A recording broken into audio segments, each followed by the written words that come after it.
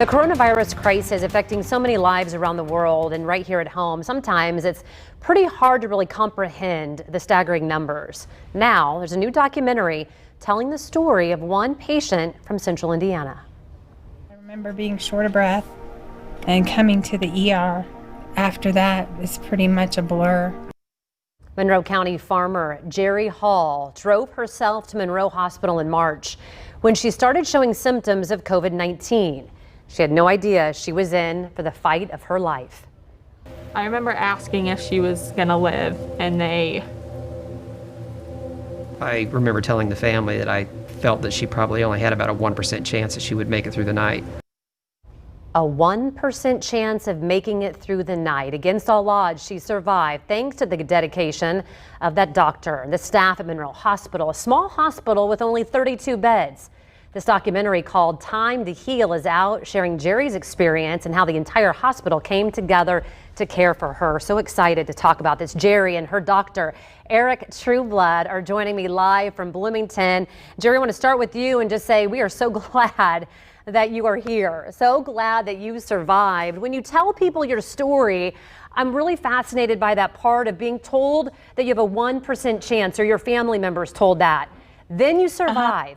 How do you explain that to people?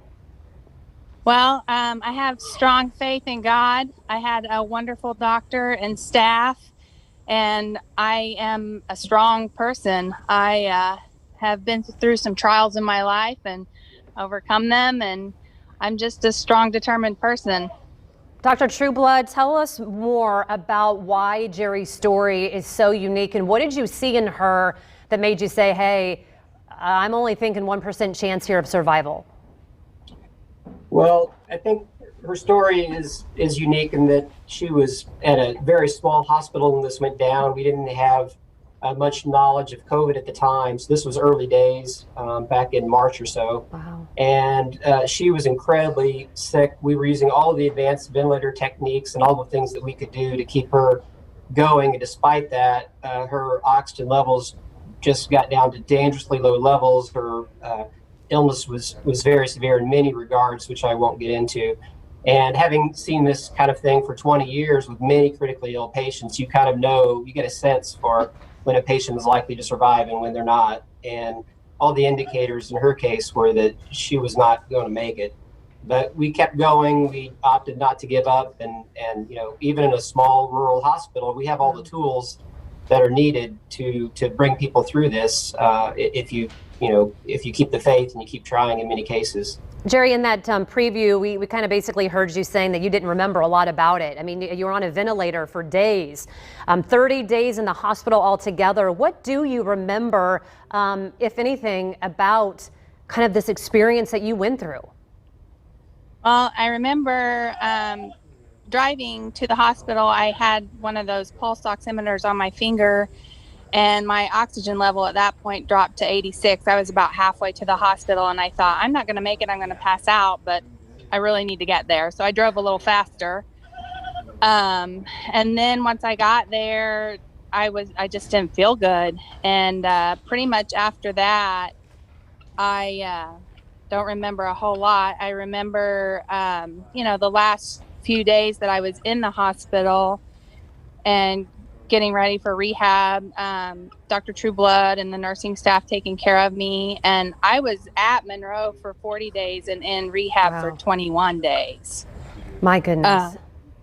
So, excuse me. It was a long road. I remember wanting to get out of the bed and be home. We only have about a minute left, and Doctor, I mean, what people want to know, I mean, early on, back in March, we had multiple doctors on that were giving their patients at that time hydrochloroquine.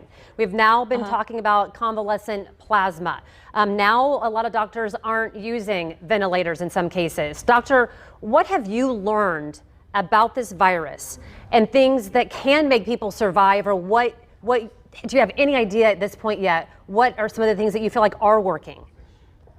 Well, certainly in certain cases you have to use the ventilator or a patient can't survive without life support, and Jerry was one of those. And we've learned some ventilator techniques that can be helpful. Also, proning patients so that they're laying face down can be helpful. We learned that kind of early on, and Jerry was one of the first persons that we did that with. Steroids help.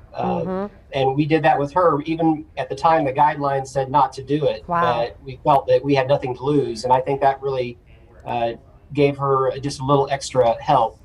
And then there's a drug called remdesivir, which Yes. seems to help. So we've learned a lot in the last 6 months on how to treat this. And we're getting better. I think it's not quite as hopeless, although certainly it's still very scary and many people don't make it. But we're much better off than we were 6 months ago. Dr. Trueblood and Jerry, thank you so much. We're going to watch more. Hopefully people will, this documentary, and we're so glad that you're here, and we appreciate Thank both you. of you very much. If Thank you would you. like to watch Time to Heal, go to fox59.com/links. And I've been